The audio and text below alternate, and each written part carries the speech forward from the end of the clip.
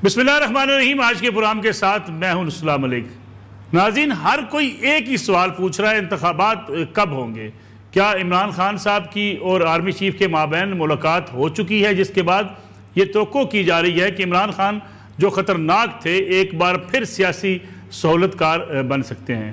फिर साथ ही साथ ये सवाल उभरता है कि जो आरिफ अलवी साहब सदर पाकिस्तान कह रहे हैं, क्या वाकई उनको ग्रीन सिग्नल इमरान खान साहब ने दिया है कि मामलात अब तय हो जाएंगे और इंतखाबात के हवाले से हुकूमत और अपोजिशन किसी जो है एक मुतफ़िका लाएअमल की तरफ चली जाएंगी? इसके साथ साथ इमरान खान साहब की तनकीद इस्टेब्लिशमेंट पर कहीं ना कहीं ज़रूर होती रहती है। इमरान खान साहब कहा करते थे मैं इक़्तिदार से निकला तो ख़तरनाक हो जाऊँगा, जिसका सबूत उन्होंने ये दिया कि बार बार ललकारा इस्टेब्लिशमेंट को और फिर ललकारते ही चले गए।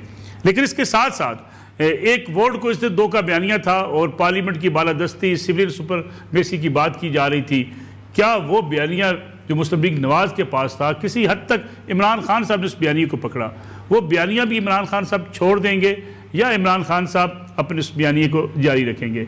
फिर इंतखाबात जनवरी में कराने की बातें हो रही हैं। अगर जनवरी के अंदर इंतखाबात होते हैं तो आर्मी चीफ की एक्सटेंशन के हवाले से जो बयानात सामने आ रहे हैं उसका नतीजा क्या निकलेगा?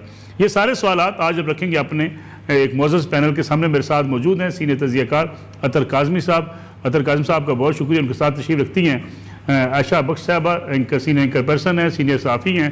आयशा साहबा आपका भी बहुत शुक्रिया। फरिया इदरीस सीनियर सहाफ़ी तज़कियाकार, वो भी हमारे साथ मौजूद होंगी प्रोग्राम में। अब तीनों मेहमानों का बहुत शुक्रिया प्रोग्राम में वक्त देने का।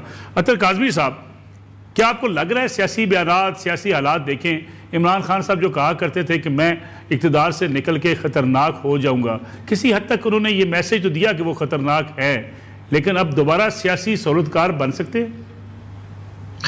देखिए, जहां तक इमरान खान साहब की इस वक्त की सियासत का ताल्लुक है, इमरान खान साहब खुद ये समझते हैं और बहुत सारे लोग ये समझते हैं कि Imran Khan prime minister in waiting है, तो उनकी स्टेक इस सिस्टम के अंदर ज्यादा है। मौजूदा जो हुकूमत है उसकी तो ख्वाहिश होगी कि किसी ना किसी तरीके से या तो सिस्टम कोलैप्स कर जाए या हमें फारिग किया जाए, कम से कम हमारे लिए फेस सेविंग हो जाएगी। अगर ये सिस्टम नसरुल्लाह साहब टूटता है तो इसमें सबसे बड़ी अगर कोई नुकसान होगा तो वो इमरान खान का नुकसान होगा। तो इमरान खान की तो कोशिश होगी कि इस सिस्टम के अंदर रहते हुए इंतखाबात हों, इसीलिए उन्होंने सदर आरिफ अलवी को भी एक तरह से गो अहेड दिया कि ठीक है, अगर इंतखाबात के ऊपर कोई चीज होती है, बातचीत होती है, कोई रजामंदी होती है तो हम चीजें लेके आगे चला सकते हैं। लेकिन जहां तक मुलाकात का ताल्लुक है और ये कहा जा रहा है कि चीजें सारी सेटल हो गई, 2 हफ्ते के अंदर हुकूमत जारी है, मेरे पास जो खबरें हैं, जहां तक मेरे जराए हैं, पार्टी के अंदर भी मेरी बात हुई है, ऐसी नसरुल्लाह साहब अभी तक कोई सेटलमेंट नहीं हुई, ऐसी कोई अभी तक कहीं से गारंटी नहीं दी गई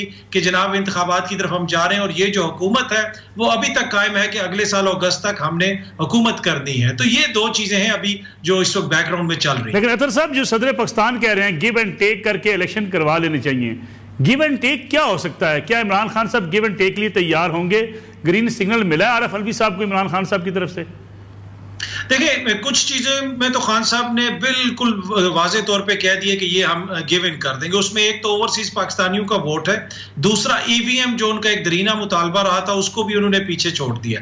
और यहाँ पे जो फौरी इलेक्शन वो मांग रहे हैं ना, जहां तक मेरी पार्टी के अंदर बात हुई है, वो ये कहते हैं कि अगर आप हमें कोई डेट दे दें, जिसकी तरफ आपने भी जिक्र किया, जनवरी की डेट दे दी जाए, अभी निगरान सेटअप आ जाए, जब निगरान सेटअप आएगा वो कोई अहम तैनाती भी नहीं कर सकेगा, तो फिर एक तरह से लीगल जवाज बन जाएगा, जनाब इस वक्त अहम तैनाती नहीं हो सकती, तो लिहाजा इसको डेफर कर दिया जाए 6 महीने के लिए। और वो ये कहते हैं कि जिन वकला से हमारी बात हुई है, मौजूदा कानून में इसकी गुंजाइश मौजूद है। अब आईनी माहिरीन इसके हवाले से क्या राय रखते हैं उसका मुझे नहीं पता, लेकिन उनके पार्टी के अंदर ये सोच पाई जाती है। आयशा बख्श साहबा, ये गिव एंड टेक पे अगर इमरान खान साहब राजी होते हैं, ईवीएम पे जैसे कहते साहब बता रहे हैं, और ओवरसीज के वोट के ऊपर अगर गिव एंड टेक करते हैं, क्या ये गिव एंड टेक भी कर सकते हैं कि इंतखाबात अगले साल जून में या उसके बाद सितंबर में चले जाएं? मालिक साहब, बहुत शुक्रिया आपका। कहूंगी दूसरे हिसाब से। और कॉम्प्रोमाइज तो फिर किसी भी बात पे किया जा सकता है, और कॉम्प्रोमाइज की कोई हद नहीं होती है। जब आप कॉम्प्रोमाइज करते हैं तो फिर आपकी से नहीं रह जाती, जिसके साथ कॉम्प्रोमाइज करते हैं उसकी से भी मैटर करती है। अभी अतर साहब कह रहे थे कि इमरान खान साहब सिस्टम पर बिलीव करते हैं। मैं बड़े एहतराम के साथ इससे डिसएग्री करती हूँ, क्योंकि अगर आप सिस्टम पर बिलीव करें तो आप पार्लियामान का हिस्सा हो, और पार्लियामान से रास्ते निकलने चाहिए, क्योंकि आप पार्लियामेंटेरियंस हैं, इलेक्टेड मेंबर्स हैं, लोगों के वोट से आ रहे हैं, तो ताकत और इख्तियार पार्लियामान के पास के पास नहीं है। पॉपुलर पॉलिटिक्स करके आप खतरनाक होने की वजाहत करेंगे, और फिर आप जाहिर बात है मफाहिमत की तरफ जाएंगे। मफाहिमत गिव एंड टेक का दूसरा नाम है, और जब आप वहां जाते हैं तो फैसले किसी और ढंग के होते हैं। और हमारा अलमिया कह लें या मसला कह लें, यहां पर यह है कि इस निजाम को कोई भी सियासतदान बिलीव करने के लिए तैयार नहीं, जो इसी निजाम के जरिए आते निजाम के जरिए हैं, पर निजाम पर भरोसा नहीं करते। आते अवाम के वोट से हैं, बट अवाम पर भरोसा नहीं करते। ताकत कहीं और से कशीद करते हैं, जो कि असल मसाइल की वजह है। और वो कोई एक पार्टीज का मसला यही है। इमरान खान साहब इस वक्त यही चाह रहे हैं, उनको कोई सियासी निजाम से लेना देना नहीं, किसी सियासी जमात से वास्ता नहीं। जहां ताकत है वहां पर मुफाहिमत चाहिए, और वो सहूलतकारी के लिए तैयार है। और यही काम नून लीग करती रही। बात एक ही जगह आकर ठहरती है कि आप निजाम वो बना लें जिसके जरिए कम अज कम जिस अवाम के नाम का वोट लेते हैं उनको डिलीवर करने के लिए तो तैयार हो जाए। इस वक्त पाकिस्तान में ऊपर से लेकर नीचे तक, कराची तक आप हालात देख लें क्या है। लोग मुतासिर बैठे हैं, खाने पीने से तंग हैं, घरों यहाँ मसाइल ही और हैं। एक अहम तयनाती जो हर 3 साल बाद होती है, और उससे पहले 1-1.5 साल हम एक नए मसले में पड़े होते हैं, एक नई डिस्कशन चल रही होती है, और हर 2.5-3 साल बाद ये मसला वहीं खड़ा होता है। और हर सियासी जमात का बयानिया हुकूमत में वही होता है जो पीटीआई का था, यही नून लीग का था, और शायद अभी भी नून लीग यही कर रही होगी। बिल्कुल ठीक है, फर्क नहीं है, हुकूमत में बैठे सोच एक है सबकी। बिल्कुल ठीक है। फरीद अदरीस साहबा, आज आपका अहम दिन है, आपको बहुत बहुत सालगिरह मुबारक हो। आज के इस खुशी के दिन के मौके पे आपने टाइम निकाला प्रोग्राम के लिए। सियासी सहूलतकार इमरान खान साहब बनने को तैयार नजर आते हैं आपको? मलिक साहब, बहुत बहुत शुक्रिया। एक तो मेरे लिए बहुत ऑनर की बात है कि मैं आप जैसे सीनियर जर्नलिस्ट के प्रोग्राम में आई हूँ। उससे भी ज्यादा सीनियर खुशी की बात यह है कि आपने ऑन एयर मुझे विश किया है, तो आपका बहुत बहुत शुक्रिया। अल्लाह ताला आपको लंबी उम्र दे जी, ढेरों खुशियां दे। Thank you so much. So now coming, जो आपका जो सवाल है बड़ा संजीदा मामला है। देखिए, हम अगर तारीख को यहाँ से शुरू करें, जिस दिन वोट ऑफ नो कॉन्फिडेंस कामयाब हुआ था, और पाकिस्तान की तारीख अगर वहां से शुरू होती है, तो फिर तो जो इमरान खान साहब कर रहे हैं वो बड़ी अचंभे की बात है, हैरान कुन बात है, परेशान कुन बात है, और हम सब उंगलियां मुंह में दबा के उनको कहें कि आप कर क्या रहे हैं। लेकिन अलमिया ये है, जिसका भी यहाँ जिक्र भी हुआ, कि पाकिस्तान की तारीख वोट ऑफ नो कॉन्फिडेंस से कई साल, कई दहाइयां पहले की शुरू हुई है। और खास तौर पे जो पाकिस्तान की जो अभी हम जिसको कह सकते हैं डेमोक्रेसी के रिवाइवल की तारीख है, जिसमें हमने बहुत ही ऊपर नीचे जाता हुआ मामला देखा है, उसमें आप समझ लें कि तीसरा टेन्योर है, जिसमें भी हमने देखा कि वो कंप्लीट नहीं हो सका, और बीच में तीसरे टेन्योर का पार्ट भी कर लें आप। उसमें आकर और जो कुछ हुआ है पिछले कुछ सालों में, खास तौर पे पिछले 5-6 सालों में, उस सारी तारीख में हमने मुफाहिमत और मुजाहिमत की उतार चढ़ाव भी देखे, मुजाहिमत और मुफाहिमत इकट्ठे चलते हुए भी देखी। हमने ऐसी धमकियां देखी जिसमें ईद से ईद पर जाने की बात हुई, और फिर हमने उन्हीं को वापस आके भरपूर तरीके से मुफाहिमत की पॉलिसी पे अमल करते हुए देखा। तो ये पाकिस्तान के हकाइक है, और हम जब उस लार्जर पर्सपेक्टिव में इस मामले को देखते हैं, तो हम किस तरीके से कहें कि इमरान खान साहब क्या करने जा रहे हैं, क्या कोई और ऑप्शन बची है आसपास? अगर जरा देखें इस वक्त हो क्या रहा है। इमरान खान साहब के ऊपर मल्टीपल मुकदमात हैं, दहशतगर्दी की दफा तक उन पर लग चुकी है, गद्दारी का आर्टिकल 6 के बार बार धमकी मिलती है, उनकी पार्टी के अंदर शदीद, वहां पे भी हम जानते हैं, ऊपर से वो ना कहें अंदरूने खाना उनके अंदर बहुत सारे इख्तलाफात हैं, बहुत सारे मेंबर्स आपको जो पहले फोरफ्रंट पे होते थे आजकल नजर नहीं आ रहे। जब भी कोई पार्टी अताब का शिकार होती है, हमेशा उसके अंदर फ्रिक्शन शुरू हो जाती है। उनके मेंबर्स को उठाया गया, उनके जो चीफ ऑफ स्टाफ है उनको टॉर्चर एलिजेडली किया गया। तो इस तमाम की तमाम मामलात में अगर उनको लगता है कि उनको कोई ऐसा मिला है, मामला उम्मीद की किरण नजर आई है, तो मेरा ख्याल से तो पाकिस्तान की तारीख देखते हुए ये मुमकिन है कि वो उम्मीद की किरण की तरफ जाएंगे। लेकिन क्या लगता नहीं है, लेकिन क्या आपको लगता नहीं फरिया अदरीस साहबा कि इमरान खान साहब पंजाब के अंदर बिलखसूस अगर हम बात करें पॉपुलैरिटी गेन करने में एक बुनियादी वजह शायद ये भी थी कि वो इस्टेब्लिशमेंट के खिलाफ बोल रहे थे, एंटी इस्टेब्लिशमेंट से इमरान खान साहब अगर एक बार फिर प्रो इस्टेब्लिशमेंट होते हैं तो इमरान खान साहब का बयानिया, इमरान खान साहब की पॉपुलैरिटी, उसको कोई फर्क पड़ेगा? मेरे ख्याल से मलिक साहब इसमें आपका तजुर्बा, आपके जो पॉइंट ऑफ व्यू है वो यकीनन बहुत मोहतरम है, लेकिन मैं उससे थोड़ा सा डिफर करूंगी। मेरा नहीं ख्याल कि पंजाब में, अगरचे हमने पहली दफा देखा, हम कई अरसे से देख रहे हैं, पंजाब में एंटी एस्टेब्लिशमेंट वोट कभी भी पावरफुल नहीं हुआ था। मरियम नवाज शरीफ को और नवाज शरीफ साहब को किसी हद तक आप ये कह सकते हैं कि उन्होंने इस बयानिए को घर घर तक पहुंचाया। अगर उसको हम कहते हैं कि आप किसी तरीके से उसका कोई बेनिफिट लिया है तो वो 10%, 12% तक तो हो सकता है। मेरा नहीं ख्याल पंजाब में अभी भी लार्जली आप जाके पंजाब में बात करें लोगों से तो ओवरऑल जो पार्टी उनको लगती है कि एस्टैब्लिशमेंट के करीब है, वोट बैंक उस तरफ जाता है। ये है एक हकीकत है, खासतौर पर जो पाकिस्तान की गांव देहातों की है, बहुत सारे ऐसे इलाकों की है जहाँ पे बड़ी तादाद में लोग पाकिस्तान की एस्टैब्लिशमेंट का हिस्सा है, पाकिस्तान की फौज का हिस्सा है। वो अभी तक ऐसे सेंटिमेंट नहीं है जो कि हमने छोटे सूबों में देखा था। तो मेरा नहीं ख्याल कि उनकी जो पॉपुलैरिटी है, और यकीनन पॉपुलैरिटी तो उनके नाकदीन भी मानते हैं है, उसकी वजह ये थी कि वो एंटी एस्टैब्लिशमेंट हो गए थे। और मैंने बड़ा केयरफुली उनकी तमाम स्टेटमेंट्स को देखा है, वो कभी भी एक खास हद तक 2 कदम आगे आए हैं तो फिर 2 कदम पीछे भी गए हैं। और जिसको हमको यू टर्न का इल्जाम लगा या जो भी कहने, आज तक खान साहब ने खुलकर तो नाम लिया नहीं कभी। नवाज शरीफ साहब थे जिन्होंने खुल के नाम लिया था, मरीम नवाज साहबा थी जिन्होंने खुल के नाम लिया था। हमने जो पीटीआई के लोगों से पूछे, उनकी तमाम पार्टी के लोग कहते हैं हमें सख्ती से मना था कि आपने ये बात कहनी ही नहीं है। तो मेरा ख्याल से हमेशा से खान साहब ने एक खिड़की खुली छोड़ी थी। ठीक है फरिया अदरीस साहब, एक छोटी सी कमर्शियल ब्रेक लेते हैं, वापस आते हैं। पुराम एक बार फिर खुश आमदेद अतर काज़मी साहब, ये बताइएगा कि जो ब्रेक पे जाने से पहले बात हो रही थी कि एंटी एस्टेब्लिशमेंट बयानिया इमरान खान साहब अगर छोड़ भी देते हैं तो कोई फ़र्क नहीं पड़ेगा। आपको लगता है कि कोई फ़र्क नहीं पड़ेगा? इमरान खान साहब चूँकि पॉपुलर इसीलिए हुए कि वो एस्टेब्लिशमेंट को ललकार रहे थे, वो कह रहे थे मेरी हुकूमत को हटाया गया, यहाँ से लोग सहूलतकार बने, बाहर से लोगों ने मेरी हुकूमत हटाने के लिए साजिश की।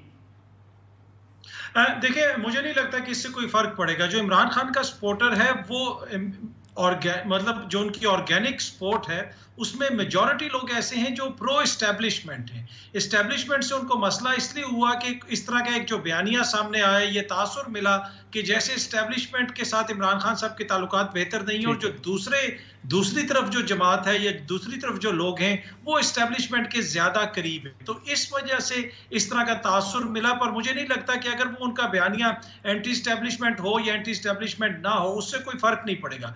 दूसरी बात जो हम पहले भी बात कर रहे थे कि क्या इमरान खान साहब कोई इदारों से मदद चाहते हैं, कोई सहूलतकारी चाहते हैं, ये वो बयानिया है जो 3 बरस तक पीडीएम भी कहती रही कि जनाब इसको लाने वाले कोई और थे, किसी और ने इसकी मदद की। लेकिन अगर आप देखें इस वक्त इमरान खान कतन इस्टेब्लिशमेंट से ये नहीं कह रहे कि भाई आ जाओ मेरे वाले इक्तदार कर दो। वो क्या कह रहे हैं? वो कह रहे हैं कि जी एक इंतखाबात की तरफ हमें जाना चाहिए, इंतखाबात से फैसला होगा। दूसरी तरफ मरियम बीबी ने गुज़िश्ता रोज ही फरमाया कि अगर इदारों का इत्तेफाक राय हो जाए तो हम 3 दिन में इस मसले का हल कर लेंगे, इमरान खान नामी मसले का। तो बुनियादी तौर पे वो ये कह रही है कि इदारे जब तक हमारी हेल्प नहीं करेंगे हम इमरान खान से निपट नहीं सकते। तो ये 2 मुख्तलिफ चीजें हैं। मुझे नहीं लगता कि खान साहब को इस वक्त इदारों की जरूरत है या वो इदारों से मदद मांग रहे हैं। उनको लगता है कि उनकी सपोर्ट इतनी ज्यादा है इस वक्त पब्लिक में। अगर खान साहब को आर्मी चीफ की तैनाती से क्या इशू है? फिर कोई भी आर्मी चीफ आ जाए, खान साहब इतने ज़्यादा परेशान क्यों हैं कि अगर ये हुकूमत जो है शहबाज शरीफ साहब की हुकूमत आर्मी चीफ तैनात करती है, खान साहब उस पर अपनी रिजेंटमेंट शो कर रहे हैं? जी अच्छा, ये बड़ा इंपॉर्टेंट क्वेश्चन भी और इश्यू भी है। ये मलिक साहब ये उस बयानिए का रद्द अमल है। देखिए इमरान खान साहब इस मुल्क के वजीर आजम थे, चाहे मुझे पसंद हो या किसी को ना पसंद हो। उनको जब उन्होंने तैनाती करनी थी तो जो मौजूदा इस वक्त हुकूमत है इनका टोटल बयानिया ये था कि हमने इमरान खान की हुकूमत खत्म इसलिए की कि उसने फौज के अंदर एक तैनाती करनी थी और उस तैनाती के बाद खुदा न खास्ता क्या हो जाना था। तो अब खान साहब का ये उस बयानिए के ऊपर रद्द अमल आ रहा है कि जी हाँ अगर मुझे तैनाती नहीं करने दी गई तो आप भी नहीं कर सकते, इंतखाबात करवाएं, अगर आप इलेक्ट होके आते हैं तो आप करें। तो मेरे ख्याल में ये रद्द-ए-अमल इदारों के बजाय इस हुकूमत के ऊपर है, क्योंकि इसी इस्टेब्लिशमेंट के होते हुए खान साहब ने कहा है कि मैं इंतखाबात में जाने के लिए तैयार हूं। अगर उनको इस्टेब्लिशमेंट से कोई इशू होता और वो ये समझते कि इससे हमें इंतखाबात में कोई नुकसान हो सकता है, फिर तो वो इस तरह का मौक़िफ़ ना रखते। तो मुझे लगता है कि ये बुनियादी तौर पे उनको इशू है, और वो उनका बयानिया ये है कि इस हुकूमत की लेजिटिमेसी इतनी नहीं है कि वो नया आर्मी चीफ तैनात करे।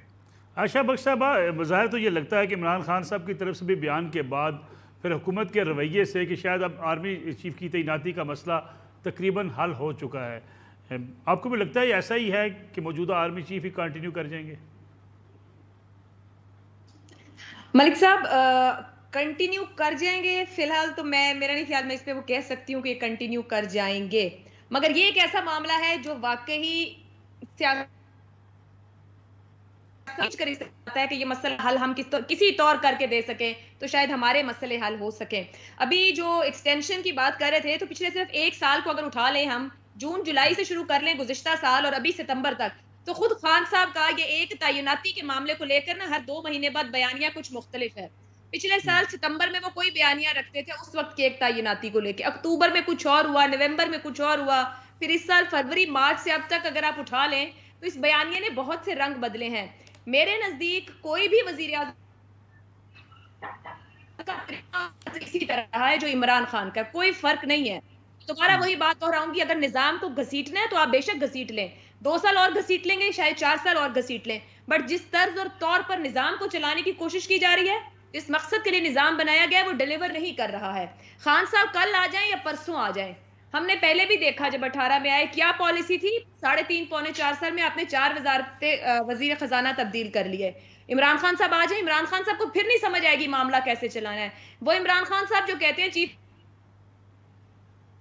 प्राइम मिनिस्टर थे, ये लगवा दिया गया, काजी फायज ईसा के ऊपर रेफरेंस किसी और ने भेज दिया, वजीर कानून उनके अपने नहीं थे, वजीर खजाना उनको किसी ने लाकर दिया है। तो जब तक पॉलिसीज नहीं है, मामला सिर्फ एक जगह मलिक साहब जाता है कि आप जहां से ताकत लेते हैं आप उस हिसाब से काम करेंगे, जो आपकी ताकत है, जो आपके कदम मजबूत करती है, उसी हिसाब से आपका कंडक्ट होगा। सिर्फ तकरीर, सिर्फ नारा डिलीवर नहीं कर सकता माशरे को। एक कहावत है, या हम जिसको पढ़ते आए, action speaks louder than words.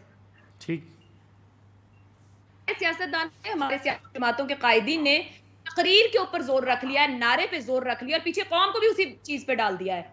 मतलब है हम एक सेयर्स बन गए हैं, डूअर्स नहीं है, करने वाला कोई नहीं है, तकरीर करके सब चले जाएंगे। हम भी शायद यहाँ बैठ के बड़ी बड़ी बातें कर ले कि ये यूं हो जाए वो हो जाए, कोई मसला हल नहीं होना। अगर अभी आप यहाँ खड़े हैं जी, एक पर प्रोसीजर चलते जाए आप लोग, किसी को खौफ क्यों होना चाहिए? अगर आपके पास पॉपुलैरिटी है, आपके पीछे पब्लिक है, तो किसी भी सियासतदान को खौफ नहीं होना चाहिए। बट पब्लिक नहीं है ना, चीजें डिजाइन की जाती हैं, चीजें प्लान की जाती हैं और फिर प्लान करके दी जाती हैं और डिजाइन करके दी जाती हैं। बिल्कुल ठीक। हिस्ट्री बड़े करीब से हम खुद विटनेस किया है, मैंने खुद विटनेस किया है। बहुत से मामला हमें 6-8 महीने पहले पता होते थे कि अगले 6 माह में क्या होने वाला है। तो ये 11, 12, 13, 14 ऑन ग्राउंड भी कवर किया और जाकर भी देखा है किस तरीके से चीजें अनकवर हो रही थी और हमारे सामने हो रही थी। बिल्कुल। अब हमने बार बार अगर वही तारीख दोहरानी है तो फिर इसमें कसूर हमारा है, बहैसियत माशरा भी और बहैसियत कौम भी, कि हम शायद लर्नर्स नहीं है, हम डूअर्स भी नहीं है। हम सब ने एक बात सीख ली कि बात करें और फिर रास्ता ले लें, मामला खुद ही कोई और हल कर जाएगा हमारे हिस्से का। फरिया अदरीस साहबा, आपको लगता है कि जिस तरीके से हमने माजी में देखा कि मियां नवाज शरीफ एक रेड लाइन अबूर कर गए थे, जिसके बाद मियां नवाज शरीफ की सियासत के बारे में कहा गया कि अब उनका आइंदा सियासत में कोई किरदार नहीं है, इमरान खान साहब उस स्टेज पर पहुंचे हैं या नहीं पहुंचे? मलिक साहब, इसमें हमने एक और बात भी देखी है। मियां साहब की जो रेड लाइन किसने डिटर्मिन की, किसने बनाई और किसने सोचा कि अब ये हो गई है, उस राय में हमने नरमी आते हुए देखी, गर्मी आते हुए देखी, तब्दीली आते हुए देखी। मसलन रेड लाइन क्रॉस करने का तो इल्जाम 99 में भी लगा था उन पर, उससे पहले भी इसकी बात हुई थी, इस दफा भी हुई थी। तो रेड लाइन क्रॉस की सिर्फ मियां साहब ने नहीं की, दीगर लोगों ने भी की और उसके बाद वापस भी आते हुए देखा है हमने लोगों को। तो आई थिंक ये अब जो लकीरें हैं ना, वो इतनी स्याह और सफेद नहीं रही, हम वाज़े तौर पे नहीं कह सकते। और अभी अगेन मैं बार बार जो कहती हूँ कि पिछले 6 साल के बाद तो अब कोई भी बात हतमी तौर पे नहीं कही जा सकती कि आज जो रेड लाइन है वो कल होगी कि नहीं। आप ये देख लें कि आज से 1 साल पहले जो दायरे के बाहर थे वो अंदर आ चुके हैं, जो दायरे के अंदर थे वो बाहर जा चुके हैं। आप जर्नलिज्म में देख लें, आप पॉलिटिक्स में देख लें, आप पार्लियामेंट के अंदर देख लें, हर जगह आपको मामला बिल्कुल 180 डिग्री उल्टा नजर आ रहा है। तो ये दोबारा भी उलट सकता है। लेकिन एक बात मैं कहूंगी, और मेरी ये एक नाक़िस राय है, कि अगर कुछ सीखा है माजी से या कुछ समझ आया है कि हमें रीथिंक करना है अपने मामलात को, तो अल्लाह का वास्ता फिर दोबारा ऐसा ना हो कि एक फेवरेट हो और बाकी जो है वो अताब का शिकार हो, या कोई अताब का शिकार हो और बाकी फेवरेट हो। आपने इसको ठीक करना है तो तरीका सिर्फ एक है कि आपने साइड पर होकर फ्री एंड फेयर इलेक्शन की तरफ जाना है। उसके अलावा अगर दोबारा हम यही मामला देखेंगे तो मेरा नहीं ख्याल आप कभी भी इस तमाम के तमाम क्वागमायर से निकल सकते हैं। एक बात जो तैनाती पे मैं कहना चाहती हूँ वो सिर्फ अगर आप कनेक्ट द डॉट्स करें, 15 अगस्त को खान साहब ने इंटरव्यू दिया मुझे, और वहां पर उन्होंने स्टेटमेंट दी जो कि मुझे कोई हर जो पाकिस्तान का जर्नलिस्ट ने कॉल करके मुझे बार बार पूछा कि ये वाकई उन्होंने कह दिया है, क्योंकि कोई एक्सपेक्ट नहीं कर रहा था। उन्होंने कहा कि ये लोग आए हैं हुकूमत में, इनका मामला है, इनका इशू है, ये लगाएंगे आर्मी चीफ, मुझे इससे कोई मसला नहीं है। तो जहाँ मुझे हैरत हुई, बहुत से लोगों को हैरत हुई, बहुत से लोगों ने इस पर शायद इत्मीनान का भी इजहार किया होगा। लेकिन 15 दिन बाद खान साहब एक जलसे में जाकर बिल्कुल ही ऑपोजिट बात करते हैं। तो कुछ ना कुछ 15 दिनों में जरूर हुआ है, और ये बात मैंने एक नहीं 2-3 जगहों से पता की है। कोई खबर, कोई इत्तला, कोई डेवलपमेंट जरूर हुई है जिसके बाद खान साहब ने अपना स्टांस बदला है। इसमें हारून रशीद साहब सीनियर जर्नलिस्ट हैं, उनका ये तज्जिया है कि ये जो डेवलपमेंट है ये नून लीग के कैंप में नहीं हुई, ये पाकिस्तान पीपल्स पार्टी के कैंप में हुई है। बट ये समझना कि एकदम से स्टांस बदला है, ऐसा नहीं हुआ। कोई ना कोई मामला बैकडोर और हो रहे हैं। आई थिंक हम सबको इस बात की का पता है, और उन्हीं मामलात में ये बताया गया है खान साहब को कि उनके लिए बेहतरीन ऑप्शन यही है कि वो ये कहें कि एक्सटेंशन कर दी जाए। ठीक हो गया, एक और कमर्शियल ब्रेक प्रोग्राम में शामिल करते हैं। प्रोग्राम में एक बार फिर खुश आमदीद। अतर काज़मी साहब, ये बताइएगा कि इमरान खान साहब ने एक जलसे से खिताब करते हुए भी कहा कि मियां नवाज शरीफ वापस आएंगे तो उनका ऐसा इस्तकबाल करेंगे कि दुनिया देखेगी। उससे पहले भी अपनी गुफ्तगू में इस बात का वो इजहार कर चुके हैं कि मियां नवाज शरीफ को वापस लाया जा रहा है। मियां नवाज शरीफ को वापस लाने के हवाले से हुकूमत खुद ऐलान करती रही कि हम उनको लाएंगे वापस। अगर वो वापस आते हैं, इमरान खान साहब का मसला क्या है?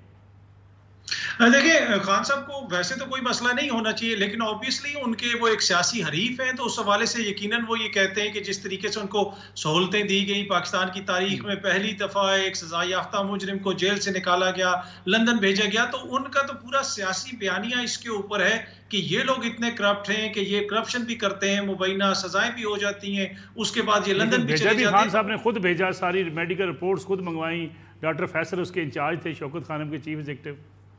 जी बिल्कुल, उसमें अदालत, मोअज़्ज़िज़ अदालत का फैसला भी था। वो जो गारंटी दी गई थी अदालत के अंदर, वो एक लंबी बहस है, वो उस चीज से कतई नजर। यहाँ पे खान साहब का एक सियासी बयानिया, उसके ऊपर वो बात करते हैं। लेकिन इस हुकूमत की जो बड़ी नाकामियां है ना, ये हुकूमत बुनियादी तौर पे मलिक साहब ना आपको रिलीफ देने के लिए आई थी, ना मुझे, ना आवाम के किसी और शख्स को। ये आई थी अपने आप को रिलीफ देने। इनको बिल्कुल पता था, ये तजर्बा कारों की हुकूमत है, इनको पता था कि इस वक्त मुल्क के क्या हालात हैं। जिस जगह से इन्होंने रिलीफ लेनी थी, आप वो देख लें, सारे कानून इन्होंने तब्दील कर लिए हैं, इनको वो रिलीफ मिल चुका है, तो ये अपने आप को रिलीफ देने आए थे। तो इसमें सबसे बड़ा इस वक्त जो मसला है इस हुकूमत के लिए कि जो मेन कैरेक्टर है उनको अभी तक रिलीफ नहीं मिली, और यही वो बार बार शिकायत भी करते हैं और दबे लफ्जों में इसका गिला भी करते हैं कि मियां साहब की वापसी के लिए अभी तक आप लोगों ने क्या किया है। और कुछ लोग जो ये कहते हैं कि ये कह रहे थे कि जी जो ही हुकूमत में आए आप तहरीक अदम एतमाद की कामयाबी के बाद इलेक्शंस में चले जाएं। मेरी इतलात के मुताबिक ऐसी भी कोई बात नहीं थी, ये आए इसलिए थे कि नैब के कानून और मियां साहब की वापसी के लिए इकदाम किए जाएं। तो उसमें ये हुकूमत अभी तक नाकाम हुई है। जिस दिन वो ये अचीव कर ले कि उस दिन मुझे मुकम्मल श्योरिटी होगी कि क्या पता ये अगले दिन ही हुकूमत का खात्मा कर दें। यानी मियां नवाज शरीफ अगर वापस आते हैं तो इंतखाबात उसके बाद फौरी हो सकते हैं, आप समझते हैं? जी, इसलिए कि ये सोच पाई जाती है दीगर हलकों के अंदर भी कि इस वक्त पंजाब के अंदर अगर कोई इमरान खान को काउंटर कर सकता है तो वो नवाज शरीफ हैं। वो आएंगे, वो जीटी रोड पे निकलेंगे तो इमरान खान के बयानिए को किसी हद तक हम डेंट डाल सकते हैं, ये सोच पाई जाती है सियासतदानों में। अब इसमें वो किस हद तक दुरुस्त हैं ये तो इंतखाबात होंगे पता चले। आशा बख्श साहब, इमरान खान साहब को डर है मियां नवाज शरीफ की वापसी का? मियां नवाज शरीफ आके मुकाबले की फजा बना सकते हैं?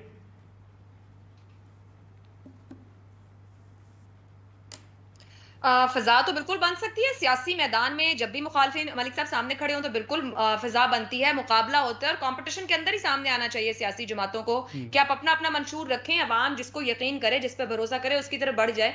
और इमरान खान साहब ने अपने 4.25 साल दौरे हुकूमत में साबित किया कि वो खौफजदा रहे अपने सियासी मुखालिफिन से। नवाज शरीफ को तो सजा हो गई, वो तो उनके हुकूमत में आने से पहले की बात रही और उनको अपनी सजा काटनी चाहिए थी इस मुल्क में जेल में रहकर, क्योंकि उन्होंने भी इस मुल्क के अंदर, ठीक है, बिल्कुल हॉस्पिटल्स होते हैं कि आप यहाँ ठहरे, या फिर अपने साथ पूरी कौम भी बीमार हो तो उसको लंदन के अस्पतालों में ले जाया जाए। मगर इमरान खान साहब ने भी छोड़ा किसी को नहीं। इमरान खान साहब भी एम्पायर के साथ खेलने में खुशी महसूस करते हैं, मुखालिफिन के साथ मैदान में उतरने में खुशी महसूस नहीं करते। चेयरमैन नैब की, अब तो वो खातून ने भी सामने आके सब कुछ मामला बताया कि चेयरमैन नैब का कंडक्ट किया था, वो किस तरह काम कर रहा था। पीपल्स पार्टी की जितनी सेकंड टियर लीडरशिप थी, टॉप टियर लीडरशिप थी, नून लीग के जितने लोग थे, कंक्लूड क्या हुआ, किसको सजा मिली? सब लोग अंदर गए, सब लोग बाहर आ गए। बिल्कुल ठीक है कि आप पॉलिटिकल विक्टिमाइजेशन करें अगर आप हुकूमत में हैं, और ये तर्ज हुकूमत सिर्फ इमरान खान का नहीं है, ये माजी में नवाज शरीफ का भी रहा है। तो मलिक साहब, मेरा तो नुक्ता नजर यही है कि सियासतदान और ये सियासी जमातें ये जहां खड़ी हैं ये इररेलेवेंट हो रही हैं अवाम की नजर के हिसाब से, ये डिलीवर करने के काबिल नहीं है, स्ट्रेटेजी नहीं है। नवाज शरीफ ने वापस आना है, वजीर आजम बनने का शौक है, किसी तरीके से फिर वापसी का रास्ता बन जाए। इमरान खान साहब ने क्या करना है, वजीर आजम बनना है, और वजीर आजम जब इनमें से कोई बन जाता है उसको कोई पता नहीं होता कि उसके हिस्से के फैसले कौन कर रहा है, तरक्कियां और तायुनातियां बस वजीर आजम बना सब खैर है, सत्य खैरा, अवाम जब मर्जी जाए उसके बाद। बिल्कुल ठीक है। फरीदा इदरीस साहब, आपको भी लगता है कि मियां नवाज शरीफ वापस आ रहे हैं और इमरान खान साहब को ये खौफ है जिसका वो कभी ना कभी इजहार करते हैं?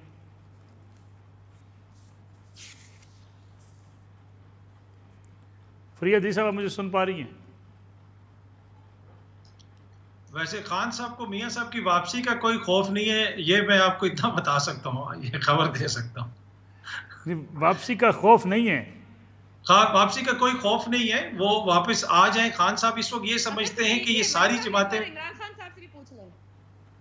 नहीं आप देखें इस वक्त मलिक साहब देखें, मियां साहब के नाम पर ही वोट मांगा जा रहा है। ये 16-17 जमातें इकट्ठी हैं, ये इमरान खान को इलेक्शन में नहीं आने दे रही, ज़िमनी इंतखाबात नहीं होने दे रही जहां पे इमरान खान खड़ा है, इसलिए कि इनको पता है कि इस वक्त उनकी पॉपुलैरिटी है। सियासत में उतार चढ़ाव होता हो सकता है 6 महीने बाद, 7 महीने बाद सिचुएशन कुछ और हो, लेकिन इस वक्त ये मेरा जाती जो मैंने मुशाहिदा है, मेरे ख्याल में ये सारी जमातें मिल के भी लड़ें, मियाँ साहब भी आ जाएं, तो फिलहाल इमरान खान के बयानिए में वो डेंट नहीं डाल सकते।